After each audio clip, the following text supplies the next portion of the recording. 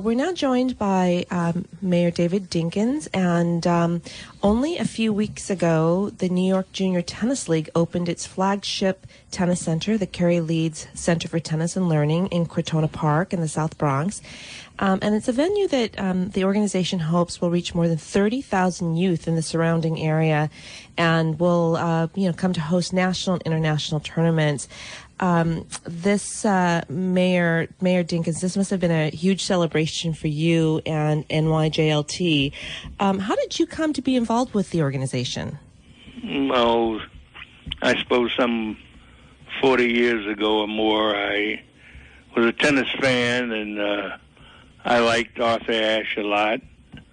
And he founded what was then called the National Junior Tennis League. They have chapters now in many cities, among them here in New York, which was founded by Skip Hartman. And it is the Gary Leeds Center that will now be our keynote. This is our star, as it were. And it's something that Skip Hartman and others have been working on for a good 15 years. And it's going to be a big success. I maintain that through tennis, through the Junior Tennis League, or now we call it Junior Tennis and Learning, thousands upon thousands of youngsters lead a better life. A handful, very few, become world-class players, like the Williams sisters or James Blake, who learned his tennis in Harlem at one of our facilities. But not many. There are some who will attain a degree of proficiency so they win college scholarships. And given what it costs to go to college these days, that's a big deal. But the main thing for me is that nationwide, literally hundreds of thousands of youngsters become better people through tennis. And the flagship of the effort here in the Northeast will be what we have at Crotona Park. Well, we're so honored to have former Mayor David Dinkins of New York City on today. Mayor Dinkins, you spent a lot of time in your administration focusing on education and youth. And, it's so important for the kids of today to get education, but there's other ways than just the test. Some of this is skills that youth can learn through things like tennis. Can you describe what are those kind of skills and what are you trying to achieve? Well, it is, they do learn skills through tennis. But also, this program provides mentoring as well, and so that the youngsters that involve themselves. Incidentally, this is free. The youngsters that involve themselves in the Junior Tennis and Learning program stand a good chance of being simply better people through tennis. Well, Mayor Dinkins, that totally makes sense to me. I think I was started playing tennis when I was 12 years old and played through high school, and there's so many amazing things you learn: teamwork, skills, as well as how to not choke too much. So, now, what was it about tennis that you came to love? Well, long before I learned to play tennis, I was a fan of Arthur Ashe, and he became. Not only was I a fan, but we became friends. And then, of course, I took up tennis. I guess I must have been in my 40s. I'm pretty old. So, but I actually went to tennis camp and took lessons and whatnot. And until very recently, I used to play 2 to 4 times a week. And I love it. It is...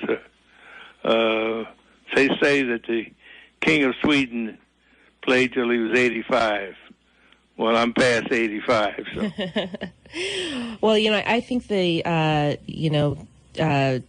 USTA and the NYJTL NYJTL, a number of those organizations can like use you as the story on how to age and be healthy and to keep looking good.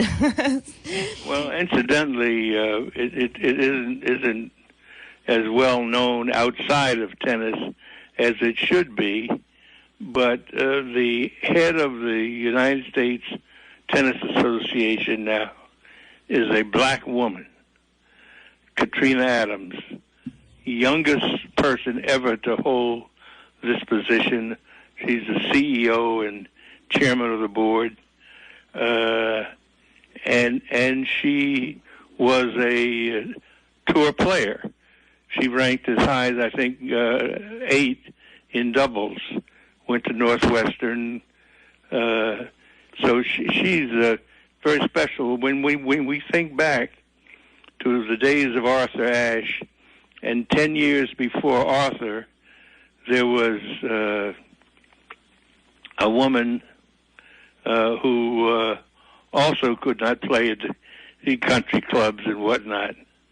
And now we have a black woman heading the whole outfit. You know, you raise an interesting issue. You know, sports really can cut through racial barriers, but part of that is access to sports. And exactly. Often in New York City, you know, our kids, our teenagers don't have those programs or don't have those access to those kind of areas like tennis. You were a big proponent of that when you were mayor and all the years since. What more can the city of New York do to enable children who really want to work on their skills to do? They can support programs like the Junior Tennis and Learning Program at the Carrie Leeds Center in Crotona Park, and the city has helped us there. But they can help us more. They can help us at other such facilities around the city, and it will inure to the benefit of each of us, including people who don't even like tennis. It'll be good for everyone. Now, you, Mayor, you mentioned the New York Junior Tennis League has some of the new programs that they've unveiled to develop the skills of youth on and off the court. Can you tell us a little bit more about what these programs are? Yeah, well, they have mentoring programs. So, in addition to teaching tennis, they teach the basic skills, and which is so very, very good. And this is not part of the program, but I remember one day many years ago in Madison Square Garden, Arthur Ashe was playing one of the top pros like Jimmy Connors or McEnroe, somebody like that. And on what was the match point, the ball was at Arthur's end of the court, and the referee called it out, and Arthur said no, it was good, giving up the match. Oh, but see, that's what he had learned as a child from Dr. Johnson. There was a Dr. Johnson, a black physician, who helped take Arthur and other youngsters around the country to play in tournaments, places where they were really not welcome and where they could not stop on the road and whatnot. But so we've come a long, long way. When people ask me about race relations, they say, are things better today? I said, they're not yet what they need to be, but they're better. And thank God they're not what they used to be. So just briefly, you're listening to City Watch, WBAI, New York, 99.5 FM, and streaming at WBAI.org on the web.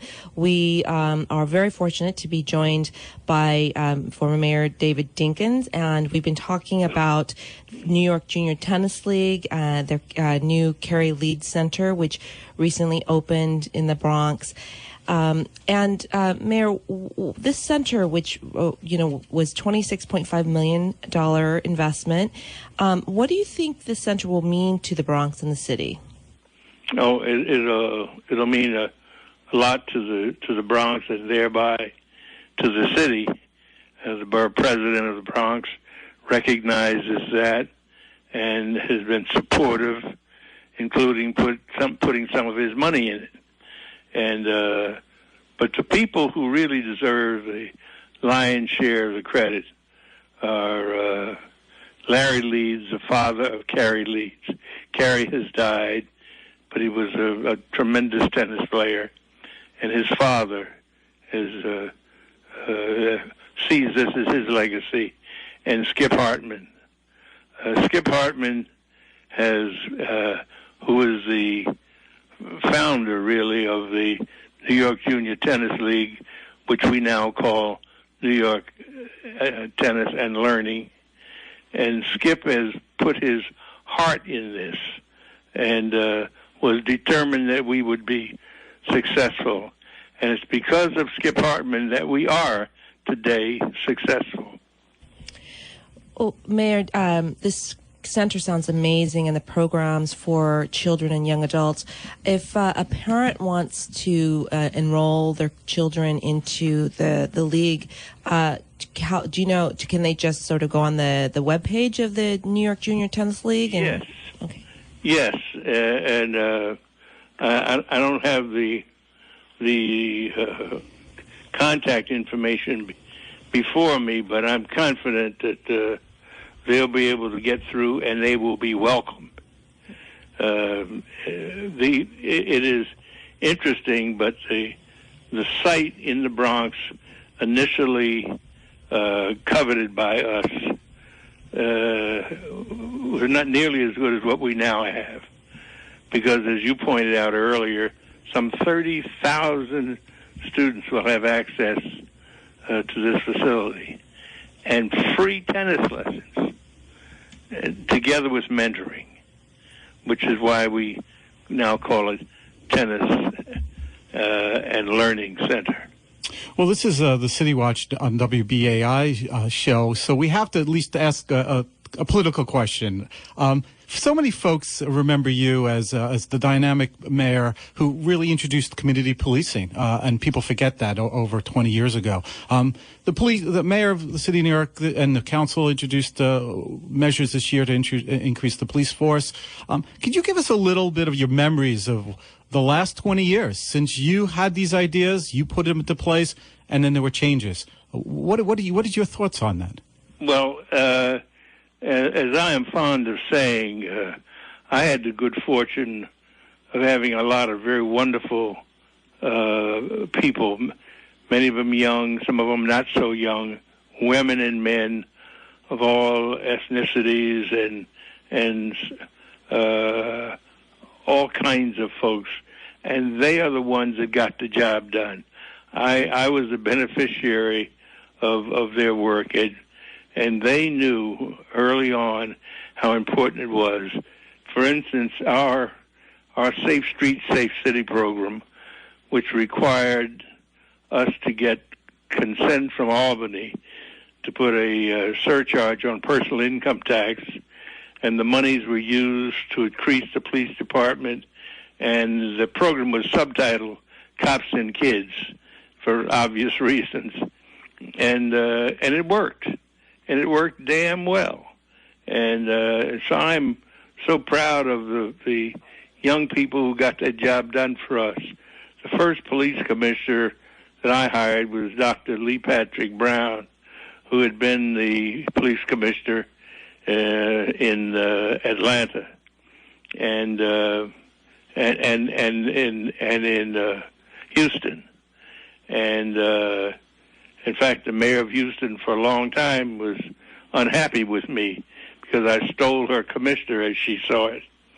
But he was followed by Ray Kelly, or Colonel Kelly as I call him, because I was a PFC in the Marine Corps and Ray was a colonel. So to this day, I don't call him commissioner. I call him colonel. And they got the job done. It's very important. The police depend upon the community, and the community depends upon the police. And that's why we think community policing makes so much sense. Get cops out of the cars, onto the street, walking the blocks, knowing the people who live there, and they each has the same interest. The people want to be safe, and the police want them to be safe. And so it has worked well. Well, Mayor, I had the fortune of seeing you speak last year when your book came out, your biography came out, and it was fabulous. And one of the things I remember leaving that room thinking of your legacy in terms of the people, the public servants who worked under you and who you trained and mentored, and they're all over the city and leading nonprofit organizations in government, including the current mayor de Blasio and his wife. So it's really amazing. And so we want to thank you for joining the show today. Well, I thank you for the opportunity. Well, that was amazing, Baka, because I think that ties into what you, Mayor Dinkins, said about mentoring. It is so important, and programs like the New York Junior Tennis League, which you're here to talk about, really emphasizes mentoring. So maybe some of those kids who are playing today will be the future mayors and leaders of the cities of America. You can bet on it. Well, thank you, Mayor, for joining us, and we really appreciate your time. Thank you so much. Okay, bye. Bye.